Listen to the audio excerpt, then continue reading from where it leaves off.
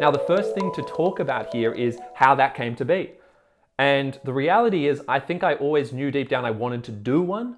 I'm trying to remember if my sister did one. I don't think she did. She went straight into university, but there was a lesson there because my sister ended up going straight into a psychology degree, and she did that for about a year, and then she ended up switching degrees and starting something completely different. She ended up doing education. And that's an important detail because what that taught me firsthand, just seeing my sister go through this, is that it's very hard to know what you want to do straight after the HSC. And my sister is about 4 years older than me, so I had some time to think about this, even if it was subconscious. The second thing was, I really liked the idea of traveling after school. I knew I was, a hard worker at high school, and I think I wanted to kind of reward myself by going overseas.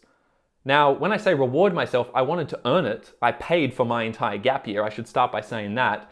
Everyone has the ability to save up for a gap year if you work hard, right? There are some minor exceptions, and there are also people who aren't in a situation because of their familial context, their social context, that they can't do it as well. So I'm just talking about the majority here, and if you can't do it, I completely understand. But a lot of people can. It's very easy to work at the moment, especially.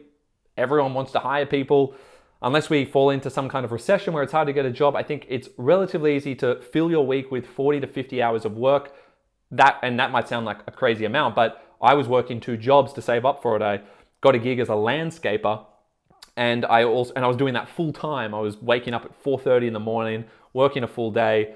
We started super early, we finished early. I'd finish at like 2:30 p.m. and then I'd go and tutor for 3 or 4 hours. So I was working like 50 to 60 hours a week for a few months before I actually went on my trip.